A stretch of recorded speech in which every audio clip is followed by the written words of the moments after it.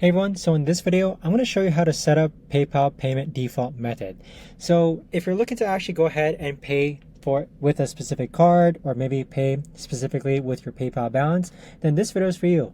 In my case specifically, I always want my payment default method set to my credit card just because I always get 1% cash back on every purchase.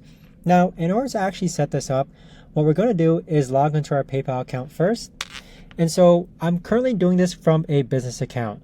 What you're going to do is on the upper right hand side where it says your profile icon name, go ahead and click on account settings.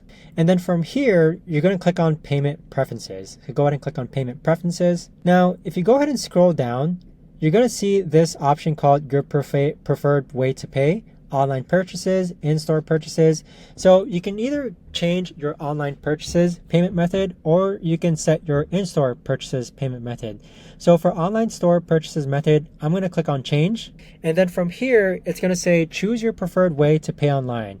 And so you can either choose your PayPal balance, your direct checking account, your Inc. or your credit card or another credit card. In my case, like I mentioned before, I do prefer to pay via a credit card just because I do get 1% cash. So that is how you set your preferred way to pay online. So let's actually go ahead and click on confirm. And as you can see, you've set my credit card as my preferred way to pay online and then click on done. If you know of any other way to actually do this a lot easier, let me know down below in the comments. Thanks so much for watching and I'll see you guys all in the next video. Take care.